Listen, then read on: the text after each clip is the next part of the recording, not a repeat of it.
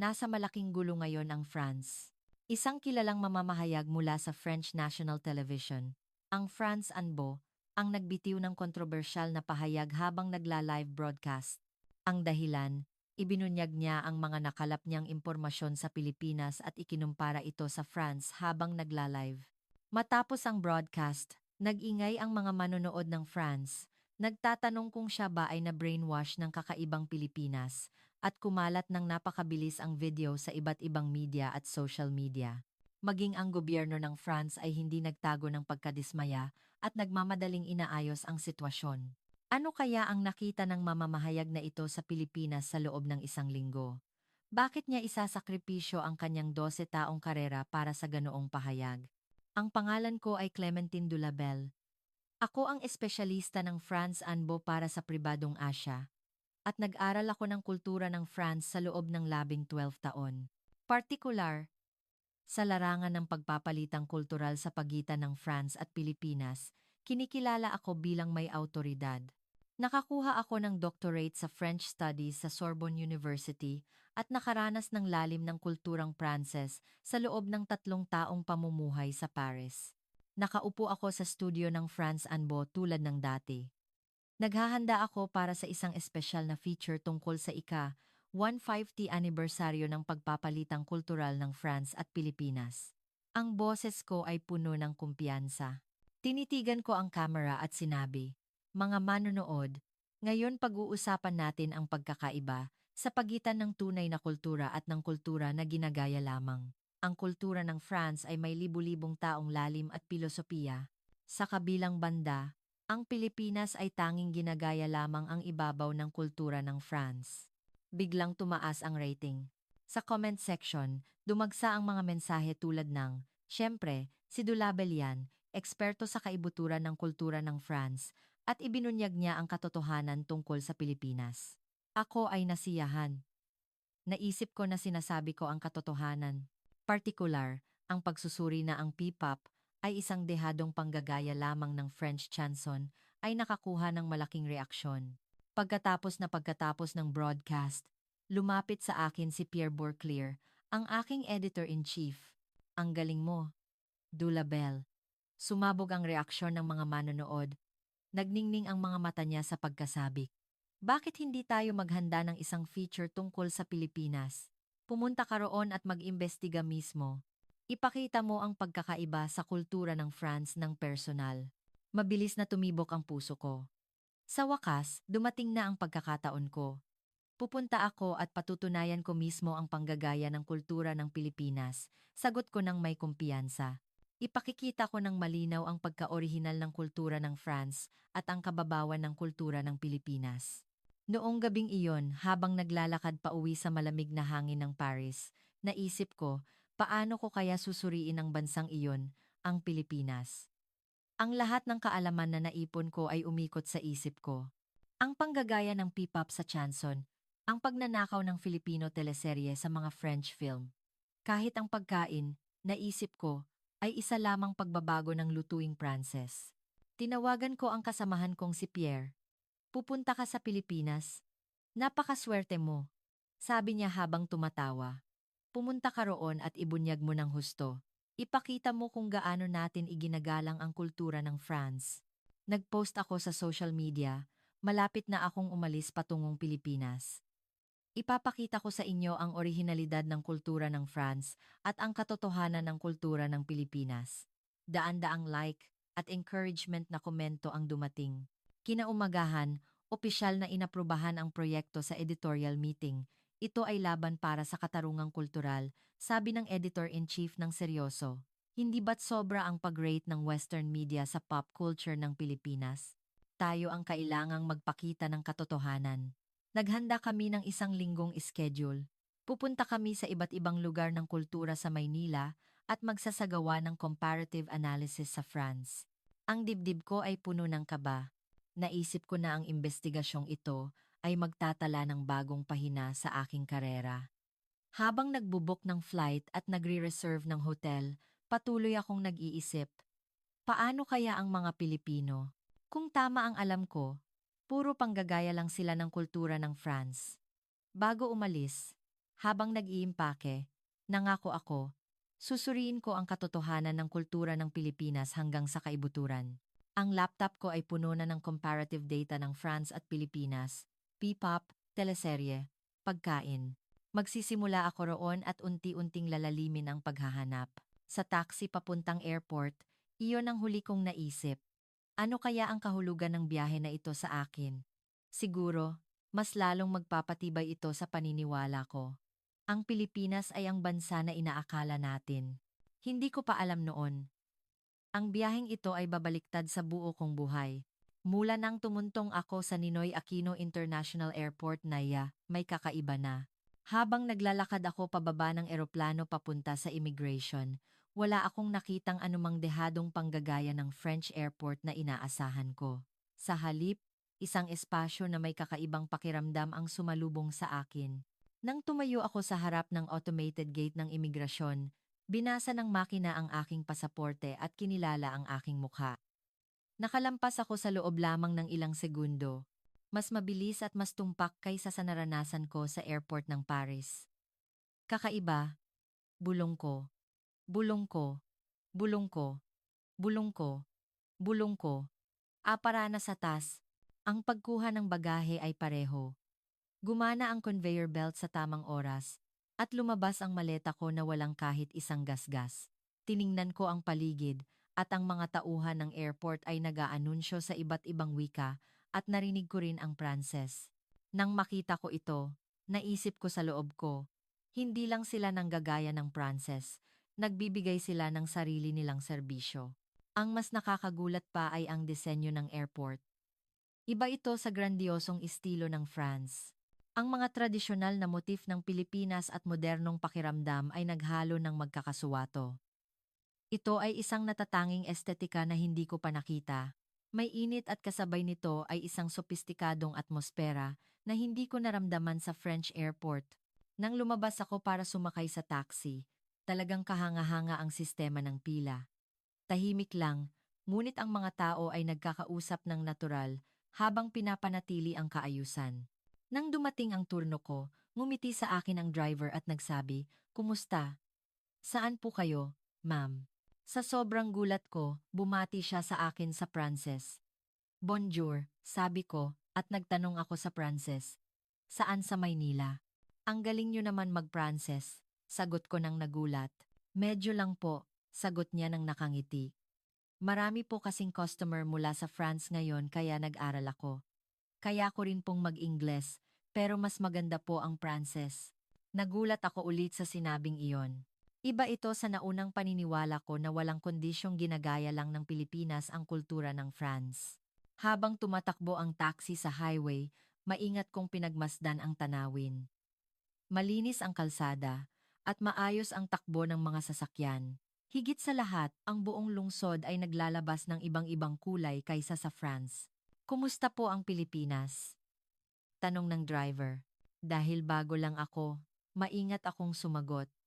Mas natatangi kaysa sa inaasahan ko. Iba talaga sa France. Natural siyang nagsalita. Maganda rin ang France, pero may sarili kaming landas na tinatahak. Nang pumasok kami sa sentro ng Maynila, mas nakakagulat na tanawin ang bumungad. Nagtataasan ang mga gusali, ngunit hindi tulad ng magkakaparehong arkitektura ng France, bawat isa ay may magkakaibang personalidad. Ang mga billboard ay nakasulat sa iba't ibang wika, ngunit ang natatanging kurbada ng mga baybayin at Filipino script ay lumikha ng isang espesyal na kapaligiran sa buong lungsod. Iyan po ang Philippine Arena, paliwanag ng driver. Isa sa pinakamalaking arena sa mundo. Wala po sigurong ganitong kalaking istruktura sa France. Tama siya. Wala pa akong nakitang istruktura na ganito kalaki kahit sa Paris. Nang dumating ako sa hotel at nag-check-in, bumati sa akin ang staff ng front desk gamit ang simpleng Pranses bukod sa Ingles. "Bienvenue," sabi niya. Hindi perpekto ang bigkas, ngunit ang pagsisikap mismo ay kahanga-hanga. Wala akong naranasan na ganitong serbisyo sa France, bulong ko sa loob ko. Inilagay ko ang bagahe ko sa kuwarto at nagpahinga ng sandali, pagkatapos ay nagpasya akong maglibot sa paligid. Habang naglalakad ako sa kalye malapit sa hotel, talagang natatangi ang fashion sense ng mga tao. Iba ito sa cute na kultura ng Pilipinas na nai-imagine ko at hindi rin ito simpleng panggagaya ng Western fashion. May sariling estilo ang Pilipinas. Pumasok ako sa isang kalapit na cafe. Ang interior ay ibang-iba sa cafe sa Paris. Kabaligtaran ng chic na atmosfera ng Paris, ito ay isang mainit at personal na espasyo. Nang umorder ako, binigyan ako ng menu ng tindera at nagsabi, "Gumagawa rin po kami ng sarili naming pandesal at ensaymada dito." Habang umiinom ng kape, binuksan ko ang laptop ko. Naisip kong ayusin ang mga naranasan ko sa araw na ito. Pero may mali. Hindi ko makita ang mga panggagaya ng French culture na inaasahan ko. Sa halip, may banggo ng ganap na sariling kultura ang naamoy ko. Nagpadala ako ng mensahe sa editor-in-chief. Tapos na ang unang araw ng investigasyon. May mga bahagi na iba sa inaasahan, kailangang mas palalimin. Agad na dumating ang sagot ng editor-in-chief. "Sige, huwag kang padala sa panlabas na anyo at hanapin mo ang totoong katotohanan." Hinihintay ka ng ating mga manonood. Habang naglalakad pabalik sa hotel, muli akong tumingin sa paligid. Isa-isa nang nag-iilaw ang mga neon sign, ngunit ang kulay at disenyo nito ay iba talaga sa Paris. Mas makulay at dinamiko, ngunit mayroon ding init. Pagbalik ko sa kwarto, tiningnan ko ang labas ng bintana at nag-isip. Magsisimula na ako bukas ng formal na investigasyon.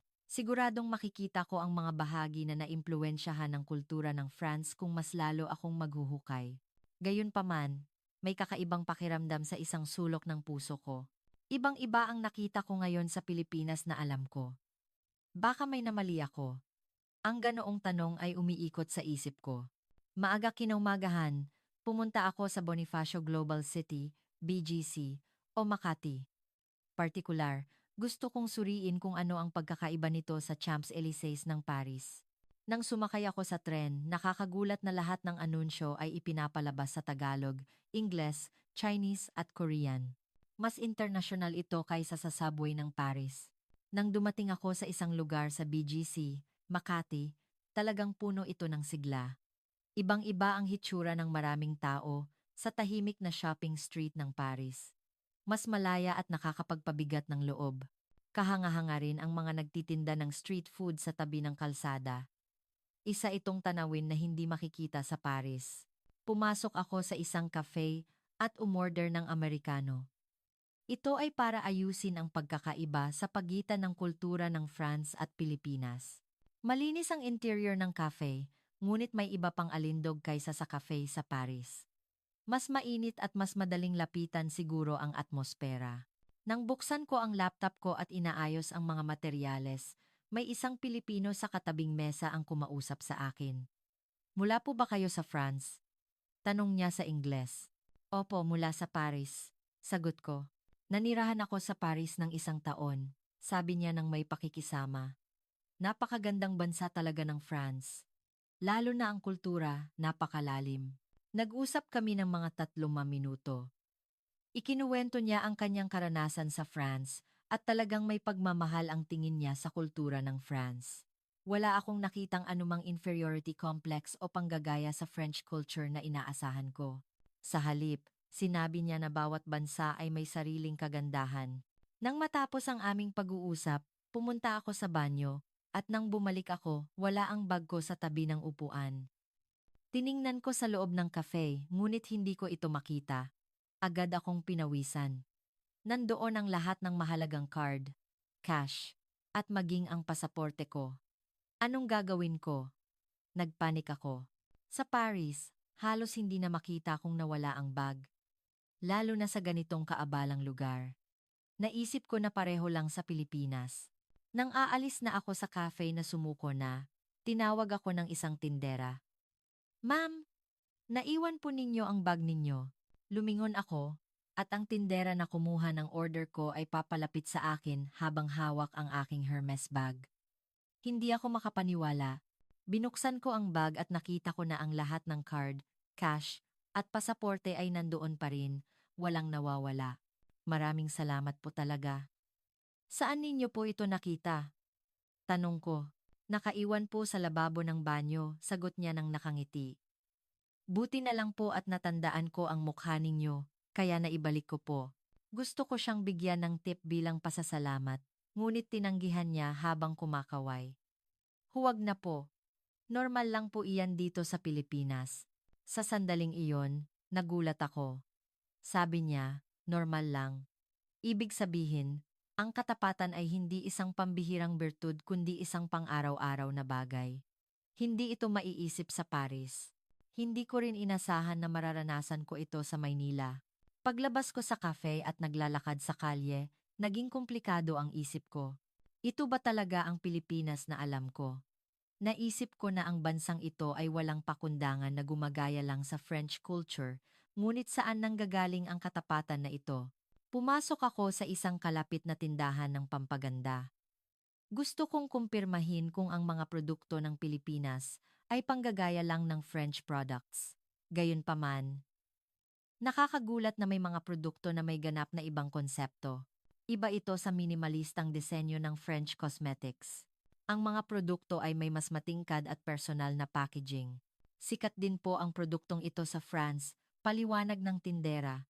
Sa katunayan, maraming Pranses ang dumarayo para bumili ng Filipino cosmetics. Kabaligtaran ito sa alam kong kaalaman. Hindi sila ang nanggagaya, kundi sila pa ang nagbibigay impluensya. Sa oras ng tanghalian, pumasok ako sa isang kainan. Ito ay para suriin ang pagkakaiba sa lutuing Pranses. Umorder ako ng adobo at sinigang. Ang lasa ay talagang natatangi. Iba ito sa masarap na lasa ng France, isang dinamiko at matapang na lasa. Ito ay isang natatanging lasa na hindi ko pa natikman kahit saan. May isang lola matandang babae, sa katabing mesa ang nagbigay sa akin ng dagdag na bagoong at nagsabi, "Dayuhan ka ba, iha?" Naantig ako sa mainit na ngiti ng lola. Isang natural na kabaitan na hindi ko mararanasan sa France. Pagdating ng hapon, pumunta ako sa isang pagsubok ng tradisyonal na kultura ng Pilipinas. Sinubukan kong magsuot ng barong Tagalog. Mayroon itong ganap na ibang kagandahan kaysa sa French dress. Mas elegante at may dignidad na pakiramdam. Mas luma pa ang kasaysayan ng barong kaysa sa western dress. Paliwanag ng guide, matagal na itong umiiral. Nagulat ako sa sinabing iyon. Baliktad ito sa alam ko, hindi ba't ang Pilipinas ang gumaya sa France, kundi ang Pilipinas ang mas nauna. Naglakad ako sa Intramuros noong gabi. Kahanga-hanga ang tanawin ng mga mamamayan na malayang naglilibot. Iba ito sa formal na kultura ng France. Mas malaya at nakakapagpabigat ng loob. May isang pamilya ang nagbigay sa akin ng bibingka at nagsabi sa akin na umupo kasama sila. Dayuhan ka ba, ma'am? Tikman mo ang bibingka namin. Ang ganitong natural na kabaitan ay nagpatuloy. May lolo na nagbigay ng upuan sa akin sa bus. At may mga tao na personal akong sinasamahan nang magtanong ako ng direksyon sa tren. Sabi nila, ang lahat ng ito ay normal lang. Sa taxi pa uwi sa hotel, nagtanong ako sa driver. Talaga bang normal lang sa Pilipinas ang maging matapat? Opo, normal lang, sagot ng driver ng natural. Ang pag-aari ng isang tao ay pag-aari ng ibang tao. Tinuturuan kami niyan mula pa noong bata. Ganoon ang turo ng magulang namin at ganoon din sa paaralan. Ganyan din po ba sa France? Tanong niya. Matapat din naman ang France, sagot ko. Pero siguro mas mainit ang puso namin. Magalang ang France, pero medyo malamig ang pakiramdam, hindi ba? Ang salitang iyon ay tumimo sa puso ko. Ibig sabihin, iba ang kulay ng katapatan. Kung ang French politeness ay batay sa batas, ang Filipino honesty ay tila nagmumula sa puso. Pagbalik ko sa kwarto, inayos ko ang mga naranasan ko ngayon. Ang tindera sa cafe na nakakita ng bag ko, ang lola na nagbahagi ng bagoong, ang pamilya na nag-alok ng bibingka, ang mga mamamayan na nagbigay ng direksyon.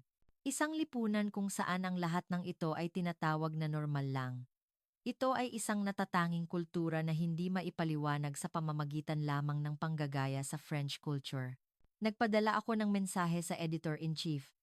Ang katapatan at kabaitan ng lipunan ng Pilipinas ay kahanga-hanga.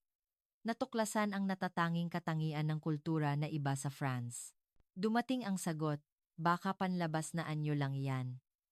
Mas maghukay ka pa at hanapin ang totoong problema. Gayunpaman, ang naranasan ko ngayon ay hindi panlabas na anyo. Ito ay tunay na kabaitan at katapatan na nagmumula sa puso.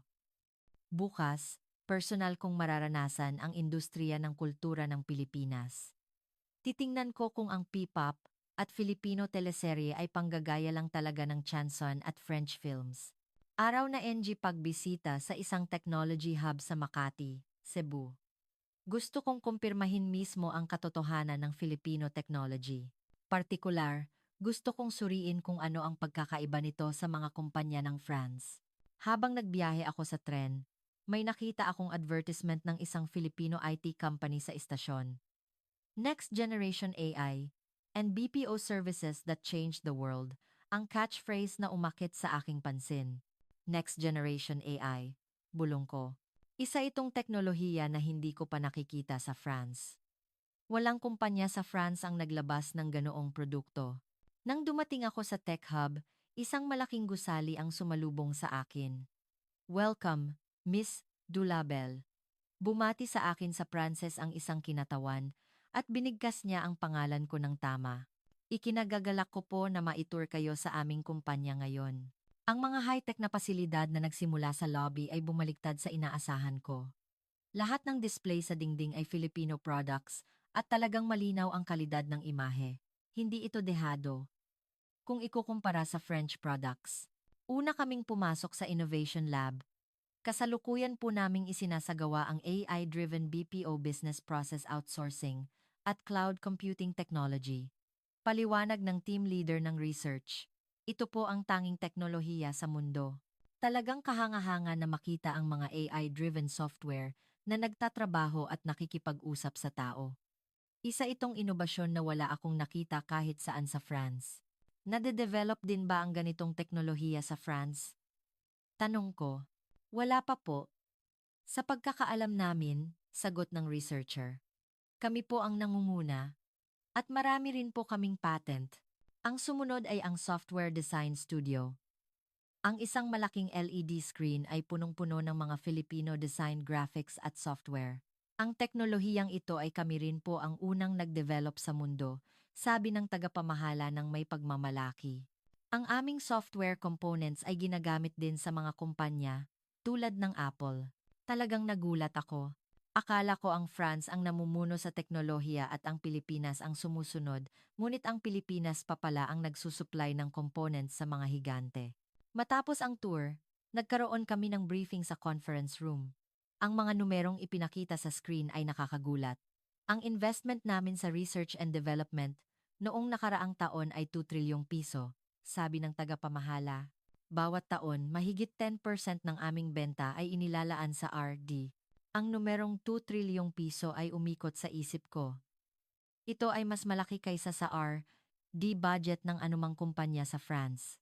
Bakit kayo nag-invest ng ganoon kalaki?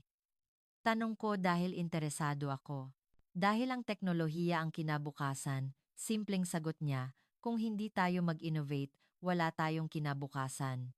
Sa oras ng tanghalian, nag-obserba kami sa cafeteria ng kumpanya. Nakakagulat na magkasabay kumakain ang mga empleyado mula sa iba't ibang bansa. Hindi lang Pilipino, kundi pati na rin Pranses, Aleman, at Amerikano. Marami pala kayong tinatanggap na global talent, sabi ko. Kung may talento lang, walang kinalaman ang nasyonalidad, paliwanag ng HR team leader. Ang pagkakaiba-iba ang nagbubunga ng inobasyon.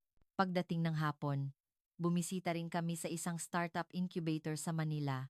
Dito, nakita ko rin ang mga nakakagulat na teknolohiya, tulad ng isang health tech na nagpapaikot-ikot ng data sa pamamagitan ng AI. Saan po nagmula ang inspirasyon para sa teknolohiyang ito? Tanong ko. Sarili naming ideya po, sagot ng developer. Gusto po naming lumikha ng bagong halaga na wala sa merkado. Nang tingnan ko ang mga produkto, napansin ko na ang Filipino products ay may ganap na ibang pilosopiya kaysa sa French products. Kung ang French products ay minimalist at functional, ang Filipino products ay inobatibo at user-friendly. Marami po ba kayong inaaral na French products? At tanong ko, syempre, magagaling po iyon, sagot ng marketing team leader. Pero iba po ang direksyon na hinahanap namin. Kung ang France ay naghahangad ng perpekto, Kami ay naghahangad ng inobasyon at serbisyo. Noong gabi, nagkaroon ako ng pagkakataon na makipagkita sa mga batang developer malapit sa Quiapo. Talagang ipinagmamalaki nila ang Filipino technology. Ang henerasyon namin ay hindi nag-iisip na gayahin ng France, sabi ng isang developer. Sa halip, gumagawa kami ng sarili naming landas. Ganoon din sa P-pop, dagdag ng isa pang developer. Hindi namin ginaya ang chanson, lumikha kami ng ganap na bagong genre. Ganoon din sa teknolohiya. Ang kinatawa ng isang startup ay nagbigay ng mas nakakagulat na kwento. Ang mga kumpanya sa France ang unang kumokontak sa amin tungkol sa aming AI technology. Nagtatanong sila kung pwedeng makipagtulungan sa teknolohiya. Ngayon, kami ang nangunguna sa pag-develop at ang France ang sumusunod. Talagang nagulat ako sa sinabing iyon. Hindi ba't ganap na nabaligtad ang tech hierarchy na alam ko? Hindi ang Pilipinas ang gumagaya sa French technology, kundi ang France ang natututo sa Filipino technology. Sa taxi pauwi sa hotel, nagtanong ako sa driver. Bakit po ganoon na lang ang pag-unlad ng Filipino technology? May kultura po kami ng pagiging malikhain at bayanihan. Communal unity. Sagot ng driver ng nakangiti. Gusto po naming gumawa ng mas magandang bagay kaysa sa iba. Kaya siguro mabilis din po kaming makapag-develop ng bagong teknolohiya. Ano po ang pagkakaiba sa France? Mas meticulous at perpekto ang France. Kami ay mas challenging at dinamiko. Mabilis kaming bumabangon kahit magkamali. Pagbalik ko sa kwarto, inayos ko ang mga naranasan ko ngayon. AI-driven BPO, health tech solution, cloud computing. Ang lahat ng ito ay teknolohiya na unang na-develop sa Pilipinas. Hindi panggagaya ng French technology, kundi inobatibong teknolohiya na nangunguna sa mundo. Ang mas nakakagulat pa ay ang mga teknolohiyang ito ay nagmumula sa natatanging kultura ng Pilipinas. Ang kultura ng pagiging malikhain, ang espiritu ng paghamon, ang paninindigan na hindi matatakot sa pagkakamali. Ang mga ito ang nagpapalakas sa teknolohiya. Nagpadala ako ng mensahe sa Editor-in-Chief. Ang kapangyarihan ng teknolohiya ng Pilipinas ay mas higit pa sa inaasahan. Hindi gumagaya sa French technology, kundi naghahangad ng sariling inobasyon. Dumating ang sagot, baka panlabas na anyo lang ang teknolohiya. Kumusta ang cultural depth? Mas hukayin mo iyan. Gayunpaman, ang nakita ko ngayon ay hindi panlabas na anyo. Bukas, personal kong mararanasan ang cultural content ng Pilipinas.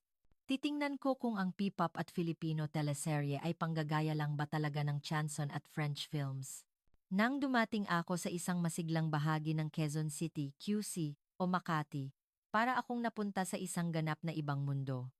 Iba ang enerhiya na naramdaman ko kaysa sa lugar ng mga kabataan sa Paris. Mas malaya at imahinatibong atmosfera.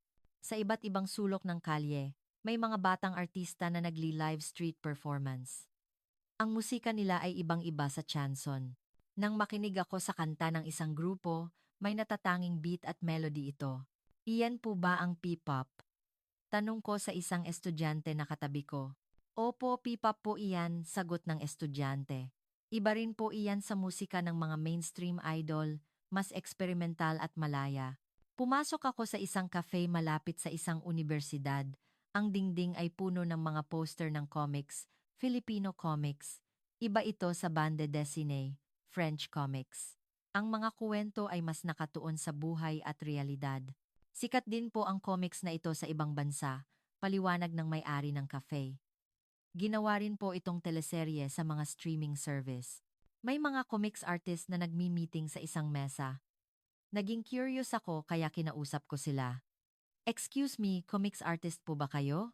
Opo, tama po, sagot ng isang artist ng masaya. Nagtitipon po kami minsan sa isang linggo para magbigay ng ideya. Naiimpluwensyahan po ba kayo ng French bande dessinée? Tanong ko. Opo, gusto po namin ang bande dessinée. Pero iba po ang estilo na hinahanap namin, paliwanag niya. Kung ang bande dessinée ay mas artistic, kami ay mas tumututok sa mga makatotohanang kuwento. Tulad ng bullying sa paaralan, mga isyu sa lipunan, at pag-ibig. Nang makita ko ang comics na ipinakita nila, talagang iba ito. Sa halip na ang pilosopikal na ekspresyon ng bande dessinée, may mas masarap at makatotohanang emosyonal na ekspresyon. Paano po nagawa ang ganitong estilo? Ito po ay ang sensibility ng henerasyon namin, sagot ng isa pang artist. Ipinapakita namin ng matapat ang aming karanasan sa paglaki sa lipunan ng Pilipinas. Pagdating ng hapon, bumisita ako sa isang record store malapit sa Makati. Puno ito ng mga album ng P-pop, ngunit ganap na ibang mundo ito kaysa sa idol music ng France. Anong klaseng musika po ang ginagawa ng grupong ito? Tanong ko sa tindera. May iba't iba po silang konsepto, paliwanag ng tindera. May grupong pop, may grupong technopop. Bawat isa ay may sariling personalidad. Nang makinig ako sa isang album, talagang nagulat ako. Iba ito sa eleganteng melody ng French pop. Ito ay isang malakas at sopistikadong tunog. Kailan po nagsimulang gawin ang ganitong musika? Nagsimula kaming magkaroon ng sariling landas noong 1990s, sagot ng tindera. Ang mga sikat na grupo noon ang naging simula. Noong gabi, nag-obserba ako sa isang club sa Makati. Kahanga-hanga ang mga kabataan na malayang sumasayaw at nag-enjoy sa musika. Kabaliktaran ito sa pigil at magalang na atmosfera ng Paris. Mas dinamiko at mas ekspresibo. Nagkaroon ako ng pagkakataon na makipag-usap sa isang kabataan na aktibo sa isang club. Kailan po nagsimula ang club culture sa Pilipinas? Tanong ko. Nagsimula po noong 90s, pero naging mainstream po noong 2000, sagot niya. May sarili po kaming atmosfera na iba sa club ng France o Amerika. Anong pagkakaiba po? Mas malaya at mas impromptu. Mas pinapahalagahan ng France ang etiquette. Hindi ba? Kami. Nag-enjoy lang ng husto.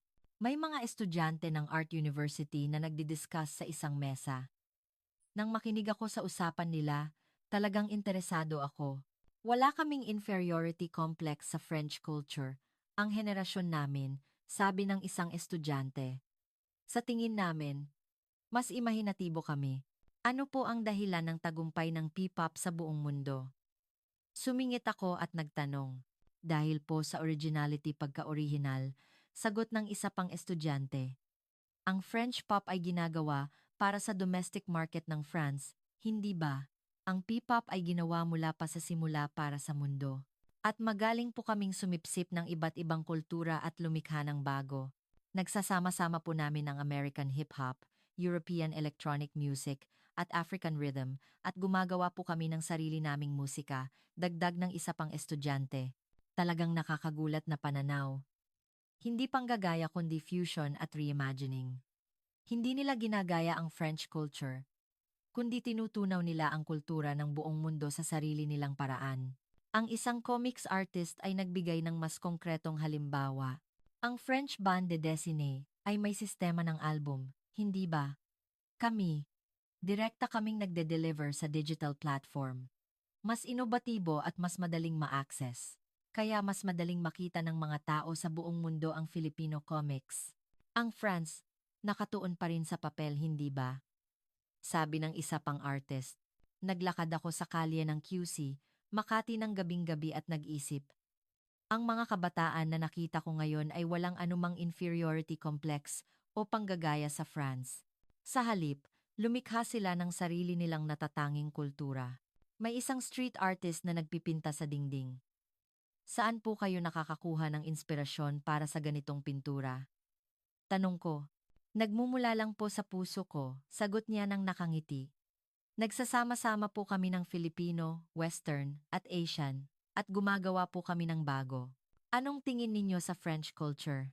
Gusto ko po, pero ayoko pong gayahin. May sarili po kaming landas. Bupula ka lagi sa lamana. Bupula ka lagi sa lamana. Sa daan pa uwi sa hotel, dumaan ako sa isang convenience store. Maraming Filipino snacks at drinks, ngunit ibang-iba ang lasa at disenyo kaysa sa French products. Sikat po ang produktong ito sa Southeast Asia, sabi ng tindera. Mas maraming tao po ang humihingi ng Filipino snacks kaysa sa French snacks.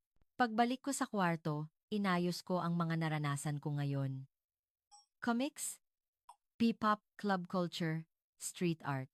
Ang lahat ng ito ay hindi panggagaya ng French culture, kundi natatanging kultura ng Pilipinas, at may impluensya ito na kumakalat sa buong mundo. Partikular, ang isip ng mga kabataan ang kahanga-hanga. Hindi nila iniisip ang France. Sa halip, ang buong mundo ang tingin nila ay kanilang entablado. Saan kaya nagmumula ang kumpiyansa at imahinasyon na ito? Nagpadala ako ng mensahe sa editor-in-chief. Ang imahinasyon at pagka-orihinal ng mga kabataan ng Pilipinas ay nakakatakot. Hindi gumagaya sa French culture, kundi lumilikha ng sariling kultura. Dumating ang sagot, baka phenomenon lang iyan kamakailan. Kumusta ang tradisyonal na kultura? Hanapin mo roon ang totoong pinagmulan. Gayunpaman, ang nakita ko ngayon ay hindi panlabas na anyo. Ito ay tunay na espiritu ng imahinasyon at pagka-orihinal. Bukas, personal kong mararanasan ang tradisyonal na kultura ng Pilipinas. Titingnan ko kung ito ba ay naimpluwensyahan talaga ng French culture o may sarili itong ugat. Nasa tren ako papuntang Cebu o sa isang lugar na mayaman sa kultura, na may halong kaba at pagkasabik. Naisip ko na ito na ang huling pagkakataon para kumpirmahin ang katotohanan ng tradisyonal na kultura ng Pilipinas. Kung hindi ko rin makumpirma ang pagka-orihinal mula sa French culture dito, kailangan ko ng ganap na baguhin ang lahat ng aking naunang paniniwala. Nang dumating ako sa isang makasaysayang lugar, tulad ng Intramuros o isang lumang simbahan, isang malaking arko ang sumalubong sa akin. Mayroon itong ganap na ibang karangalan kaysa sa Versailles ng France. Mas malaki at mas maringal, ngunit may dignidad na pakiramdam. Bumili ako ng tiket at pumasok. May isang kawili-wiling phrase sa guidebook. Ang arkitekturang ito ay itinayo bago pa ang mga palasyo ng Europa. Nagulat ako sa sinabing iyon. Hindi ba't ang Pilipinas ang mas nauna kaysa sa France? Pumasok kami sa isang bahay na bato, stone house. Ang pamamaraan ng paglilok sa ventanillas, maliit na bintana na ito ay isang katutubong Filipino technique noong panahong iyon, patuloy na paliwanag ng Filipino historian, guide. Ginagamit namin ang sarili naming pamamaraan ng woodwork na iba sa arkitektura ng bato ng France. Nang tingnan ko ng mabuti, talagang iba ito. Kabaligtaran ng karangalan ng French architecture, may mas pinong at masalimuot na dekorasyon. Saan po nagsimula ang ganitong pamamaraan ng dekorasyon? Tanong ko. Ito po ay isang katutubong pamamaraan na minana mula pa noong sinaunang panahon, sagot ng historian. Nagbigay ito ng impluensya sa Europa, ngunit ang aming teknolohiya ang orihinal. Sa harap ng patio, inner garden, narinig ko ang mas nakakagulat na kuwento. Sabi ng historian ng may pagmamalaki.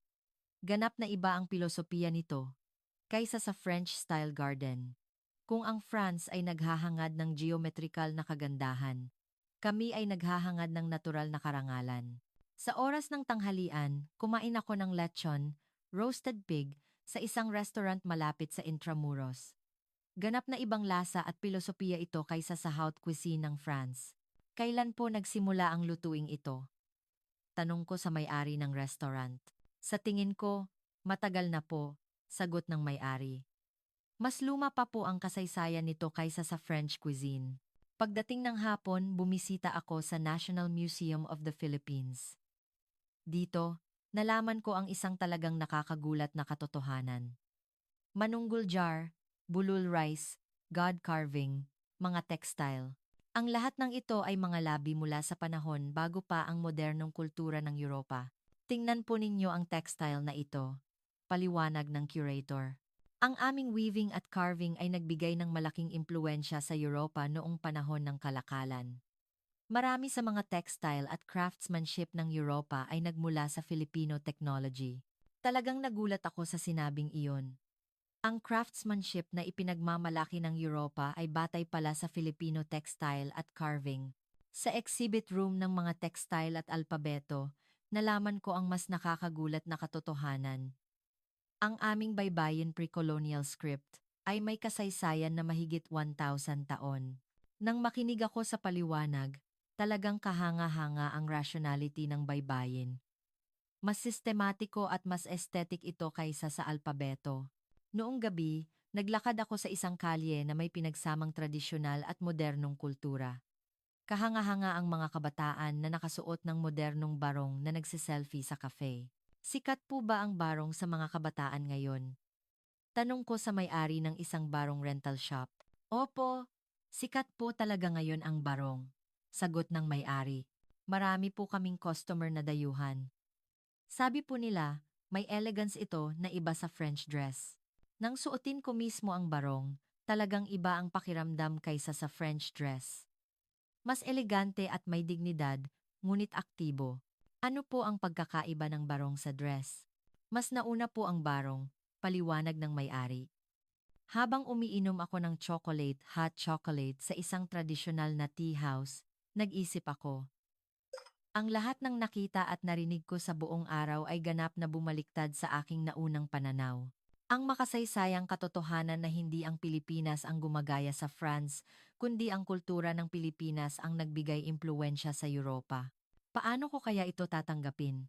Ang tsokolate na ito ay tradisyon din po namin na matagal nang umiiral, sabi ng may-ari ng tea house habang naghahanda ng inumin. Ang kultura ng tea ng Europa ay natutunan din mula sa silangan. Nang inumin ko ang tsokolate, talagang malalim at mapait ang lasa. May ganap na ibang pilosopiya na naramdaman ko kaysa sa French cafe. Kung ganoon, ano po ang tingin ninyo sa mga kabataan ng Pilipinas ngayon na gumagaya sa French culture? Maingat kong tanong.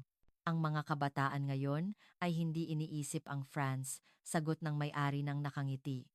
Sa halip, bago nilang binibigyang kahulugan ang aming tradisyon at ipinapadala sa mundo. Habang naglalakad ako sa kalye, mas marami pa akong napansin. Mula sa isang tradisyonal na tindahan, narinig ko ang tunog ng kulintanggong music at kudyapi.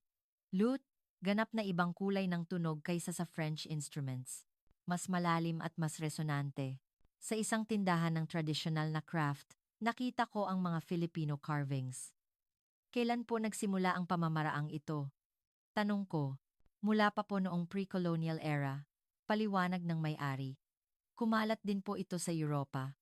Pero kami po ang orihinal. Mas pinong po ang aming detail. Nang makita ko ang mga gawa, talagang masalimuot.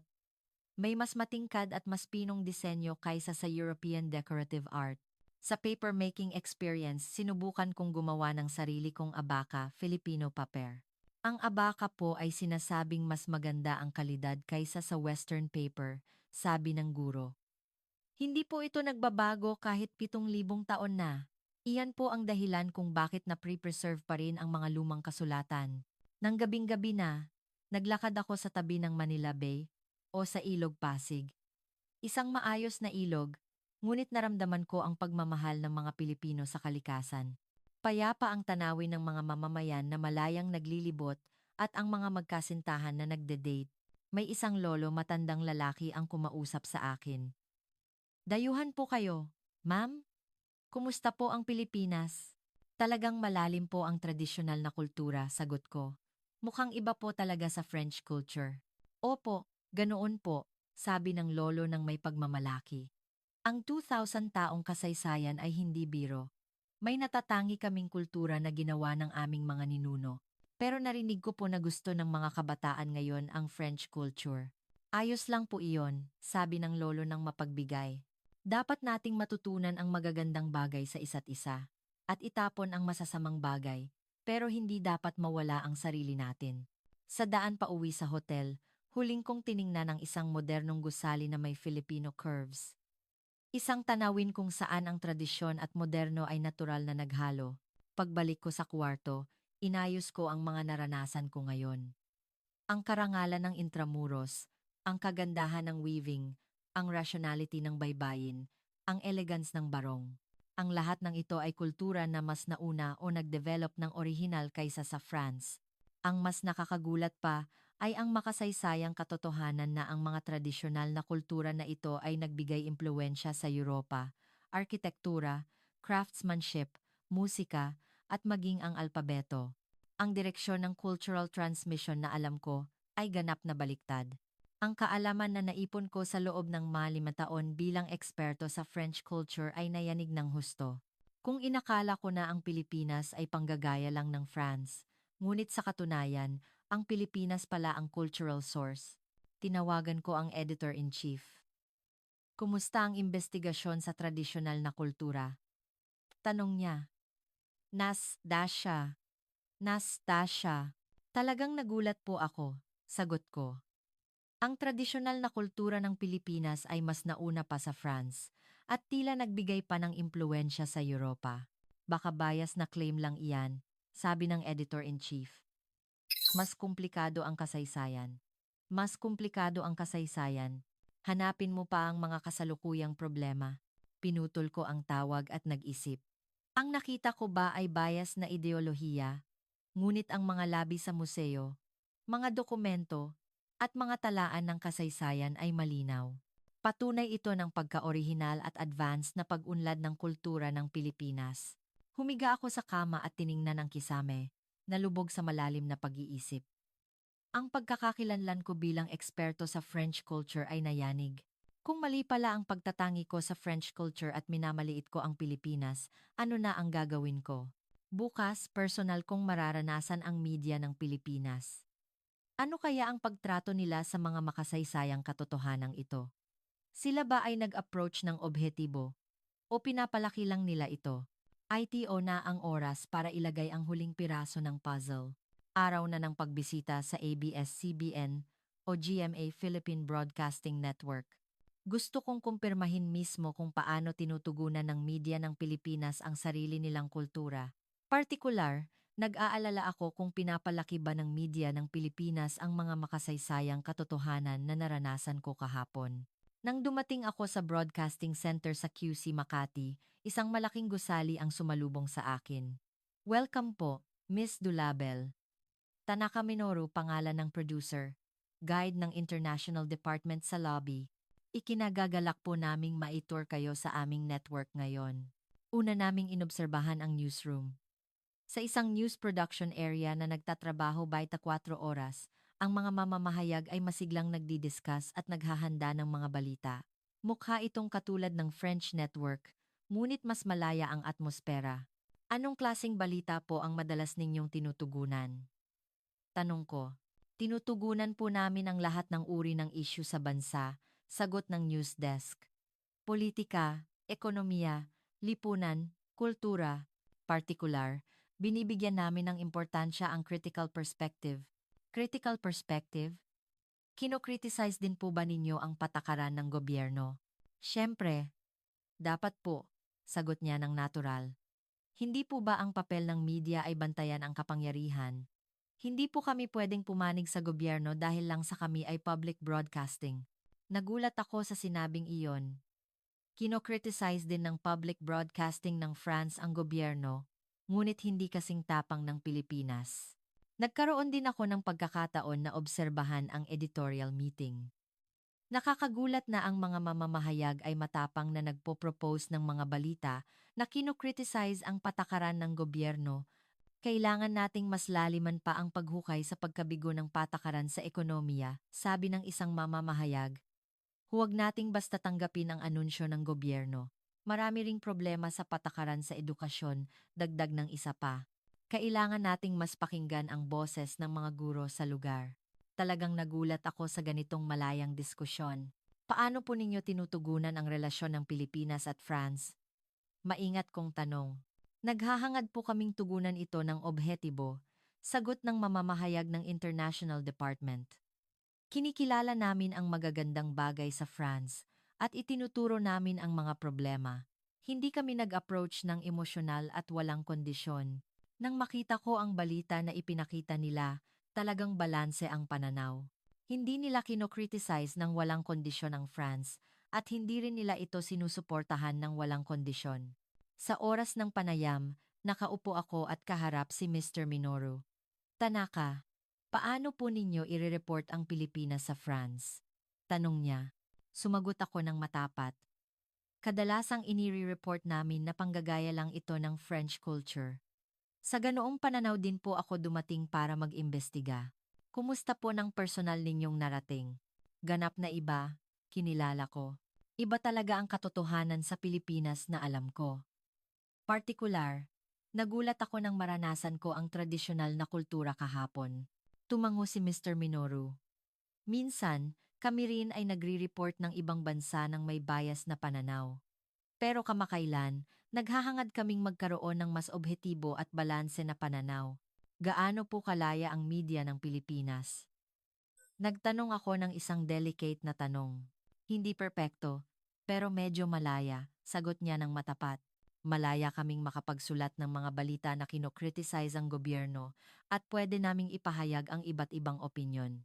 Kumusta po ninyo ire-report ang sarili ninyong kultura? Naghahangad po kaming i-report ito ng objektibo, sagot niya.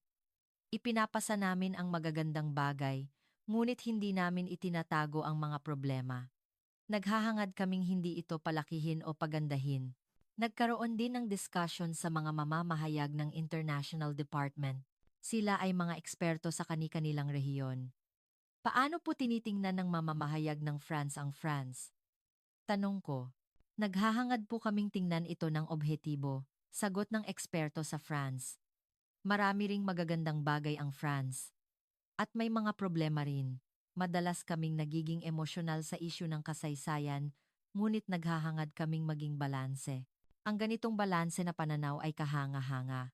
Ang kanilang self-critical na pag-uugali ay talagang magaling. Sa oras ng tanghalian, nakipag-usap ako sa isang ordinaryong empleyado sa cafeteria ng kumpanya. Kumusta po magtrabaho sa network na ito? Tanong ko. Malaya at may fulfillment. Sagot ng isang mamamahayag. Siyempre, may pressure at mahirap, pero masaya akong makapaghanap ng katotohanan. Hindi po ba kayo nag-aalala sa gobyerno? Hindi naman po masabi na wala talagang concern. Sagot niya ng matapat. Pero mas binibigyan namin ng importansya. Ang tiwala ng mga manonood. Pagdating ng hapon, nakipagkita ako sa documentary production team. Nang makita ko ang mga programa na ginawa nila, talagang mataas ang level. Malalim ang paghukay nila sa mga isyu sa lipunan. Anong tema po ang madalas ninyong tinutugunan? Tanong ko. Madalas po naming tinutugunan ang mga dark side ng aming lipunan, paliwanag ng producer, kawalan ng trabaho ng mga kabataan, pagbaba ng populasyon, social conflict.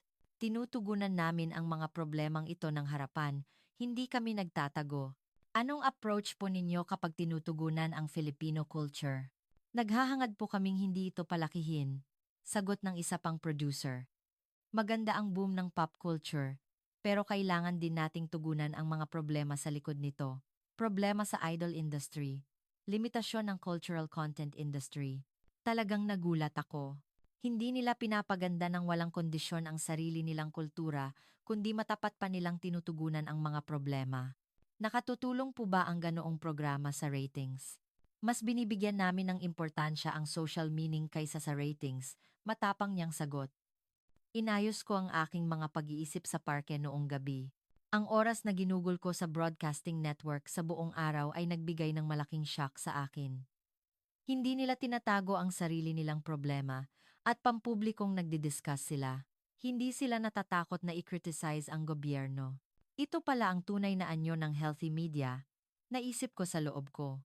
Naisip ko na malaya rin ang media ng France, ngunit ang self-critical na pag-uugali ng media ng Pilipinas ay talagang kahanga-hanga. Partikular, ang objetibong pananaw sa sarili nilang kultura ay nakakagulat.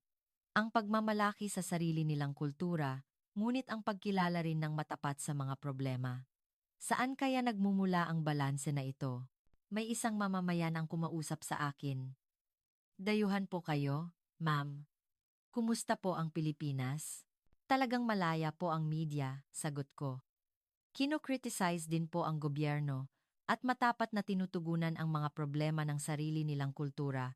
Normal lang po iyan, sabi ng mamamayan ng nakangiti. Umuunlad ang demokrasya kapag binabantayan ng media ang kapangyarihan. Sa daan pa uwi sa hotel, nag-isip ako. Objektibo ba talaga ang reporting na ginawa ko noon? Naghahangad ba talaga ako ng katotohanan? Hindi ba't pinaboran ko lang ang French culture at minamaliit ang Pilipinas? Pagbalik ko sa kwarto, binalikan ko ang isang linggo.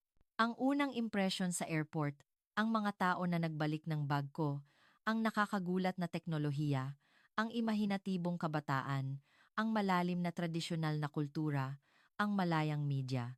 Ang lahat ng ito ay ganap na iba sa Pilipinas na alam ko. Tinawagan ko ang editor-in-chief. Bukas po ang uwi ninyo? Tanong niya. Samang EBC et itaha, AEBC et itaha, AEBC et itaha, AEBC et itaha, AEBC et itaha, AEBC et itaha. Opo, ang flight po namin ay bukas ng gabi. Kung ganoon, handa na ba kayo para sa live broadcast sa Makalawa? Talagang nag-abang ang mga manonood. Daan-daang komento ang dumating na humihingi na ibunyag ng husto ang katotohanan ng Pilipinas. Bumigat ang dibdib ko. May malaking agwat sa pagitan ng gusto ng editor-in-chief at ng katotohanan na naranasan ko. Anong klaseng content po ang gagawin ninyo? Sasabihin ko po ang mga naranasan ko mismo. Sige. Kung ganoon, tutukan mo ang mga problema ng Pilipinas. Ipakita mo rin ng malinaw ang pagkakaiba sa French culture. Pinutol ko ang tawag at nalubog sa huling pag-aalinlangan. Anong pagpipilian ang dapat kong gawin sa pagitan ng gusto ng editor-in-chief at ng katotohanan na naranasan ko? Nag-aalinlangan ako sa pagitan ng journalistic integrity at ng aking posisyon sa trabaho. Bukas, babalik na ako sa Paris. At sa Makalawa, kailangan kong ipahayag ang resulta ng isang linggong investigasyon sa Pilipinas sa live broadcast. Anong pagpipilian kaya ang gagawin ko? May lakas ng loob ba ako na sabihin ang katotohanan? SA huling gabi sa Pilipinas, naglakad ako sa kalye ng Makati, QC. Kakaiba. Naramdaman ko na ang kalye na ito ay kahawig ng Champs Elysees ng Paris. Isang atmosfera na malaya at masigla, isang tanawin kung saan nag-coexist ang iba't ibang kultura, ngunit mas mainit at mas madaling lapitan ang pakiramdam. Umupo ako sa isang cafe, uminom ng kape, at inayos ang isang linggong karanasan. Nang basahin ko ang nakasulat sa notebook ko, hindi ako makapaniwala. Ang lahat ba ng ito ay nangyari talaga sa loob ng isang linggo? Ang ako noong unang araw at ang ako ngayon ay ganap na ibang tao. Ako na naniniwala na ang Pilipinas ay bansang gumagaya lang ng France. Ngayon ay naniniwala na ang Pilipinas ay isang natatanging cultural power. Tumunog ang cellphone ko, tawag mula sa Paris. Dula Bell, kumusta ka? Boses ni Pierre, ang editor-in-chief. Ah, ayos po ako. Uuwi ka na bukas, hindi ba? Handa na ba ang live broadcast sa Makalawa? Tanong niya. Talagang nag-abang ang mga manonood. Napakainit ng reaksyon na humihingi na ipakita ng husto ang katotohanan ng Pilipinas. Bumigat ang dibdib ko. Opo, naghahanda po ako. Anong content po ang gagawin mo? May sandaling katahimikan. Sasabihin ko po ang mga nakita ko mismo. Sige. Kung ganoon, ipakita mo ng malinaw ang pagkakaiba sa French culture. Partikular, tugunan mo ng konkreto kung gaano nakadepende ang Pilipinas sa France. Iyan ang gusto ng mga manonood namin. Pinutol ko ang tawag at nalubog sa pag-aalinlangan. May malaking agwat sa pagitan ng gusto ng editor-in-chief at ng katotohanan na naranasan ko. Anong gagawin ko? Narinig ko ang usapan sa Pranses mula sa katabing mesa. Mukha silang French tourists na pumunta sa Pilipinas. Talagang maganda pala ang Pilipinas kaysa sa inaakala ko, sabi ng isa. May ganap na ibang alindog. Nang makinig ako sa P-pop, iba pala ang level kaysa sa chanson, dagdag ng isa pa. Mas sopistikado at mas internasyonal ang pakiramdam. Nang marinig ko ang ganoong mga salita, lalo akong naguluhan. Maging ang ordinaryong turista ay kinikilala ang pagka-orihinal ng Pilipinas, ngunit ako lang ba ang naging biktima ng bias hanggang isang linggo lang ang nakalipas. Nang gabing-gabi na, huling kong naglakad sa parke. Habang tinitingnan ko ang tanawin ng mga mamamayan na malayang naglilibot, nag-isip ako. Saan kaya nagmumula ang malaya at payapa na atmosfera na ito? May isang pamilya ang lumapit sa akin. Dayuhan po ba kayo? Tanong ng tatay. Opo, mula po sa France. Wow, France! Nagliwanag ang mata ng maliit na anak na babae. Nakita niyo po ba talaga ang Eiffel Tower? Nag-usap kami ng sandali at talagang mainit silang pamilya. Gusto rin po naming pumunta sa France. Sabi ng nanay. Narinig po namin na talagang malalim ang kultura. Malalim din po ang kultura ng Pilipinas, sagot ko. Ito ang una kong dating. At talagang nagulat ako. Ganoon po ba? Nagalak ang tatay. Ipinagmamalaki po namin na nakita ng maayos ng dayuhan ang kultura namin. Pero marami pa rin po kaming kakulangan. Ang mapagkumbabang pag-uugali na ito ay kahanga-hanga. Ang pagkilala sa kakulangan habang ipinagmamalaki ang kultura ng bansa. Sa daan pa uwi sa hotel, huling kong dinaanan ang Makati. Habang dumadaan ako sa harap ng cafe, kung saan nawala ang bag ko 1 linggo lang ang nakalipas, nag-isip ako. Ngayon, ganap kong naiintindihan ang sinabi ng tindera noon na normal lang. Ang lipunan kung saan ang katapatan at kabaitan ay hindi isang espesyal na bagay kundi pang-araw-araw na bagay. Na-imagine ko kung anong klase ng kultura ang ginagawa ng mga taong lumaki sa ganitong lipunan. Isang kultura na may imahinasyon at init. Pagbalik ko sa kwarto ng hotel, habang inaayos ko ang bagahe, nag-alala ako sa huling pag-aalinlangan. Kapag bumalik na ako sa Paris bukas, babalik ba ang lahat sa dati? Ang pressure ng editor-in-chief, ang pag-abang ng mga kasamahan, ang bias ng mga manonood. Mapoprotektahan ko ba ang katotohanan na naranasan ko sa gitna ng lahat ng ito? Sa labas ng bintana, nakikita ko ang night view ng Maynila. Ang mga tulay na tumatawid sa ilog, ang matataas na gusali, ang ilaw na dumadaloy sa pagitan nito. Ang lungsod na ito na inakala kong panggagaya lang ng France, 1 linggo lang ang nakalipas, ngayon ay ganap na iba na ang tingin ko. Isang natatangi, dinamiko, at future-oriented na lungsod. Isang magandang lungsod kung saan natural na naghalo ang tradisyon at moderno. Higit sa lahat, isang lungsod na may soul kung saan nakatira ang mga taong may mainit na puso. Huling kong nagpadala ng mensahe sa editor-in-chief. Bukas po ang uwi ko. Handa na ang live broadcast. Agad na dumating ang sagot. Nag-abang ako. Ipakita mo sa mga manonood namin ang totoong Pilipinas. Totoong Pilipinas. Pareho ba ang totoong Pilipinas na gusto ng editor-in-chief at ang totoong Pilipinas na naranasan ko? Humiga ako sa kama at tiningnan ang kisame at nag-isip. Ano ang misyon ko bilang mamamahayag? Ang sabihin ba ang gusto ng mga manonood? O ang ipasa ang katotohanan na naranasan ko mismo? Kung ako ang ako noong 1 linggo lang, hindi ako mag-aalangan na mag-broadcast sa direksyon na gusto ng editor-in-chief. Ngunit ngayon, iba na. Hindi ko pwedeng balewalain ang Pilipinas na personal kong nakita at naramdaman. Ang tindera sa cafe na nagbalik ng bag ko, ang mga mamamayan na mainit na nakipag-usap, ang mga researcher na may pagmamalaki na nagpakita ng nakakagulat na teknolohiya, ang mga mamamahayag na malayang nagdidiscuss. Ang mukha ng lahat ng taong ito ay sumagi sa isip ko. Hindi ko sila pwedeng traidorin.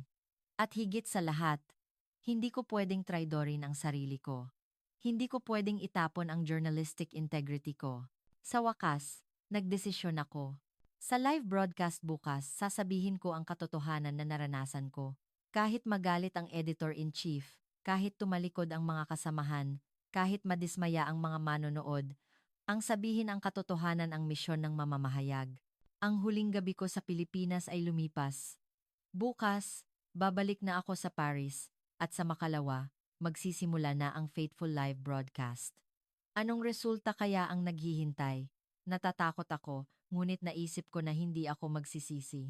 Nang dumating ako sa Charles de Gaulle Airport sa Paris, mabigat ang pakiramdam ko.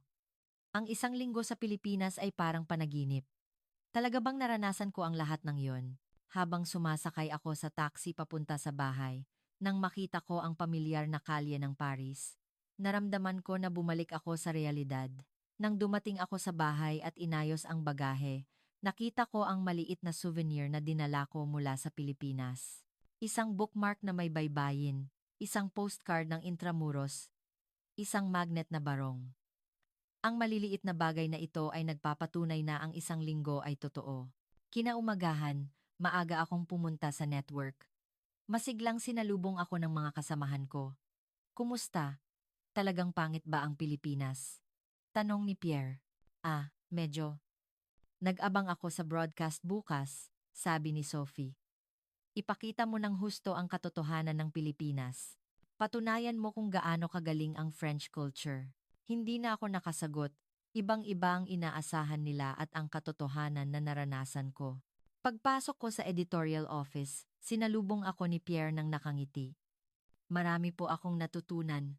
Maingat kong sagot.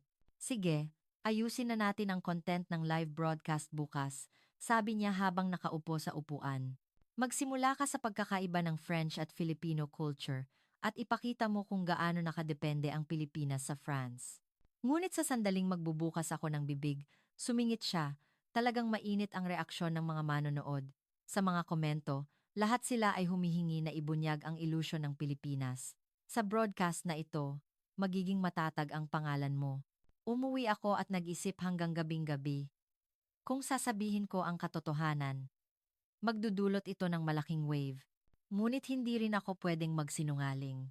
Kinaumagahan, habang inaayusan ako, huling kong nag-isip, ano ba talaga ang dapat kong gawin? Ang mukha ko sa salamin ay mukhang maputla. Kinakabahan po ba kayo? Tanong ng makeup artist. Medyo. Sagot ko. Isang mahalagang broadcast. Pagpasok ko sa studio, ang pamilyar na set ang sumalubong sa akin. Pero ngayon, kakaiba ang pakiramdam. Parang nakatayo ako sa isang court. 5 minuto na lang bago mag-broadcast. Sigaw ng director. Mabilis na tumibok ang puso ko. Ngumiti sa akin si Michelle, ang anchor. Talagang nag-abang ako ngayon. Ipakikita po ninyo sa amin ang totoong Pilipinas, hindi ba? 3 minuto na lang. Muling narinig ang boses ng director. Pinawisan ang kamay ko. Boses ng director. Pinawisan ang kamay ko. 1 minuto na lang. Sa wakas umilaw ang pulang ilaw. Nagsimula na ang live broadcast. Magandang araw po, mga manonood. Bumati si Michelle sa camera. May espesyal po tayong bisita ngayon. Si Miss Clementine Dulabel, nakagagaling lang mula sa espesyal na investigasyon sa Pilipinas. Dumating ang turno ko. Ang kamera ay nakatutok sa akin at milyon-milyong manonood ang nanonood. Nag-aalangan ako hanggang sa huling sandali, ngunit matatag na ang desisyon ko. Miss Dulabel, kumusta po ang sitwasyon sa Pilipinas? Tanong ni Michelle. Humawak ako ng malalim na hininga, pagkatapos ay nagbukas ng bibig. Ang Pilipinas na nakita ko ay ganap na iba sa Pilipinas. Na alam natin, tumahimik ang studio. Ang Pilipinas ay hindi bansang gumagaya sa French culture. Sa halip, ito ay bansang may ganap na natatanging kultura. Nakita ko ang mabilis na pagkumpas mula sa control room. Hudyat iyon na itigil ang broadcast. Ngunit nagpatuloy ako. Ang P-pop ay hindi panggagaya ng chanson, kundi ganap na bagong genre. Ang teknolohiya ng Pilipinas ay mas mataas pa sa France. Ang teknolohiya tulad ng AI-driven BPO ay inobasyon na wala sa buong mundo. Nagpanik si Michelle at sumingit. Pero, kung titingnan ng statistically, kaysa sa statistics, dapat nating tingnan ang realidad. Nagpatuloy ako sa pagsasalita. Ang katapatan at kabaitan ng mga Pilipino ay nakakagulat din. Nawala ko ang mamahaling bag ko, ngunit binalik ito nang walang nawawala kahit piso. Nakita ko na lalo pang nagulo ang control room. Galit na tumakbo ang editor-in-chief. At ang tradisyonal na kultura ng Pilipinas ay mas nauna pa sa France. Ang barong baybayin. Textile ang lahat ng ito ay nagbigay impluensya sa Europa. Pilit na ngumiti si Michelle at nagsabi, "Teka muna," sumingit ako. Pahabol po ako ng isang salita. Muling tumutok sa akin ang kamera. Wala nang atrasan. Madalas po tayong nagkakaroon ng bias sa ibang bansa. Ganoon din po ako. Pero ng personal kong narating at naranasan, iba po ang katotohanan. Ang Pilipinas ay bansang marami tayong dapat matutunan. At higit sa lahat, nalaman ko na bilang mamamahayag, kailangan kong ipasa ang katotohanan ng walang bias. Pagkatapos ng broadcast, nagulo ang lahat. Galit na lumapit sa akin ang editor-in-chief. Ano ito? Hindi ito ang gusto namin. Sinabi ko lang po ang katotohanan, kalmado kong sagot. Katotohanan? Na brainwash ka ng Pilipinas. Sigaw niya. Ang mga kasamahan ko ay tumitingin sa akin ng kakaiba. Pero hindi ako nagsisisi. Naisip ko na ginawa ko ang dapat gawin bilang mamamahayag. Noong gabing iyon, nagtrending ang social media. Dulabel ang traidor na binili ng Pilipinas, ininsulto ang France. Dumagsa ang masasamang komento. Ngunit kasabay nito, may mga mensahe rin ng suporta, matapang na tao, ang lakas ng loob na sabihin ang katotohanan. Gusto naming mas malaman pa ang katotohanan. Habang naglalakad pa uwi, nag-isip ako, tama ba ang pagpipilian na ginawa ko? Tinitigan ko ang maliit na souvenir na dinala ko mula sa Pilipinas at nangako ako, mula ngayon, kahit anong bansa, pupuntahan ko at huhusgahan ko ng personal. At lagi kong sasabihin ang katotohanan bilang mamamahayag. Mula noong araw na iyon, nagbago ang buhay ko. Hindi ito naging madaling daan, ngunit nalaman ko na ang paghahanap ng katotohanan ang tunay na misyon ng journalism. Ang imbestigasyon sa Pilipinas ay hindi lang isang business trip, kundi isang turning point sa buhay ko. Nagpunta ako sa Pilipinas para siraan ito, ngunit ang nasira ay ang aking bias at arrogance. At sa lugar na iyon, tumubo ang katotohanan at pagpapakumbaba. Ito ang pinakamalaking regalo na nakuha ko sa Pilipinas. Ilang araw matapos ang broadcast, nagkagulo ang French media, tinawag ako ng iba na traitor, at ang iba ay tinawag akong matapang na mamamahayag. Inasahan ko na makakatanggap ako ng termination notice mula kay Pierre, ang editor-in-chief, ngunit may kakaibang nangyari. Pagkatapos ng 2 araw mula sa broadcast, muli akong tinawag ng editor-in-chief. Dulaybel, nagdulot ng malaking wave ang broadcast mo, sabi niya. Ang ratings ay pinakamataas sa kasaysayan, at sa tingin ko, baka tama ka. Anong ibig mong sabihin? Tanong ko. Marami sa mga manonood ang nag-iisip muli tungkol sa Pilipinas matapos mapanood ang broadcast mo, paliwanag niya. Lalo na ang mga batang manonood. Nagpapakita rin ng interes ang mga advertiser. Bakit hindi tayo gumawa ng bagong programa na tutugunan ang Asian culture ng walang bias? Asian Culture Specialist Program? Oo. Hindi lang Pilipinas, kundi pati na rin Korea at China, tutugunan natin ng objektibo at walang bias. Isang hindi inaasahang pagkakataon. May tawag din mula sa Sorbonne University. Gusto mo bang magbigay ng lecture tungkol sa Philippine Studies? Tanong ng isang propesor. Mas mapagkakatiwalaan namin ang isang tao na nag-aral lang ng French Studies pero nagpakita ng objetibong pananaw. May tawag din mula sa Embahada ng Pilipinas. Personal akong nakipagkita sa ambasador at nagpasalamat. Dahil sa inyo, tumaas ang interes sa Pilipinas sa France, sabi ng ambasador. Sana ay patuloy ninyong ipakilala ang Pilipinas sa objetibong pananaw. Ang pinakamasaya sa lahat ay ang mga sulat na dumating mula sa Pilipinas, ang mga taong nakita ko sa cafe, ang mga mamamayan na nakilala ko sa kalye, ay nagpadala ng sulat. Maraming salamat po sa pagpasa ng katotohanan. Naantig kami sa inyong matapang na pag-uugali, partikular. Nagpadala rin ng sulat ang tindera sa cafe na nagbalik ng bag ko. Dulabel, talagang masaya po ako na ginawa ninyong kwento ang tungkol sa amin sa broadcast. Sana po, mas maraming Pranses ang makakilala sa Pilipinas ng tama. Pagkatapos ng 1 buwan, nagsimula ang bagong programa, Asian Culture.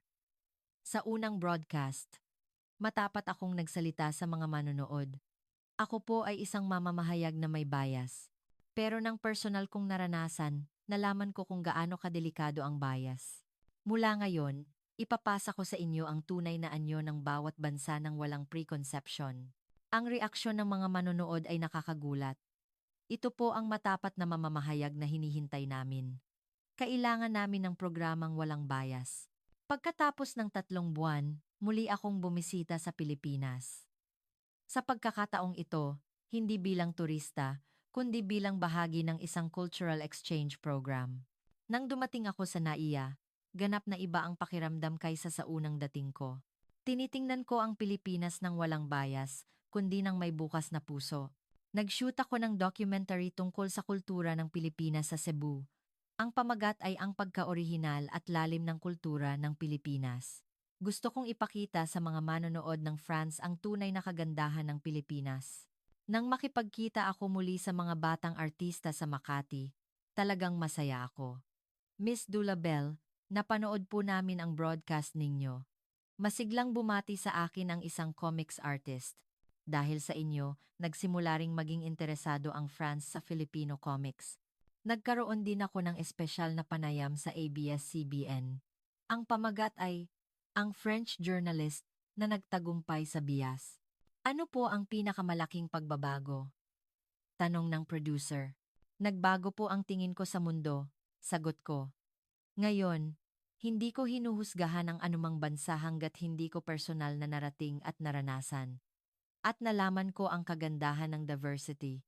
Pagkatapos ng isang taon, inilabas ang libro ko. Isang linggo na, nagbaliktad sa bias. Isang libro na nagsasalaysay ng matapat sa aking karanasan sa Pilipinas. Naging bestseller ito sa France at isinalin din sa Tagalog. Sa isang book signing, sinabi ng isang mambabasa, nang mabasa ko ang librong ito, gusto ko ring pumunta sa Pilipinas at sinimulan kong tingnan ang sarili kong bias sa ibang bansa. Sa tuwing nakikita ko ang ganitong reaksyon, ipinagmamalaki ko ang sarili ko. Naramdaman ko na ang pagbabago na naranasan ko ay kumakalat din sa ibang tao. Ngayon, aktibo ako bilang eksperto sa kultura ng Silangang Asya. Nagbibiyahe ako sa Pilipinas, Korea, at China, at nagpapakilala sa natatanging kultura ng bawat bansa. Hindi na ako pumapanig sa isang bansa. Naghahangad akong ipasa ang kagandahan ng bawat isa ng totoo.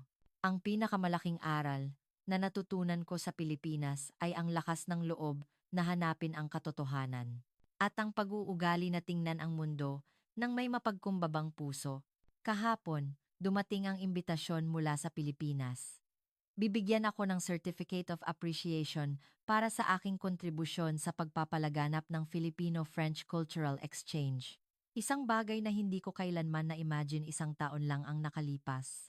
Habang isinusulat ko ang artikulong ito, ipinagmamalaki ko ang sarili ko na gumawa ng matapang na pagpipilian noon. Kung nag-broadcast ako tulad ng gusto ng editor-in-chief, wala ako ngayon. Ang pagsasabi ng katotohanan ay mahirap minsan, ngunit iyan ang misyon ng mamamahayag.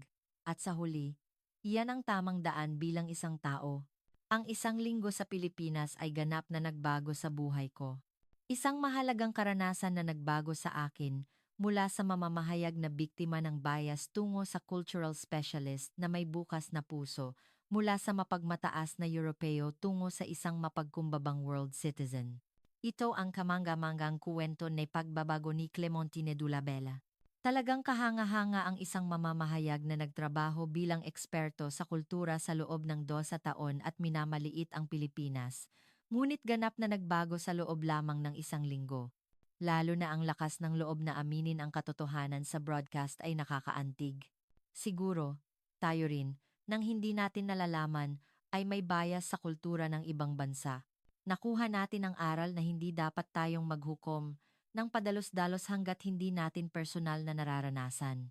Ang matapat na civic consciousness at natatanging kultura ng Pilipinas at ang malayang media environment ay ganap na nagbago sa buhay ng isang dayuhang mamamahayag.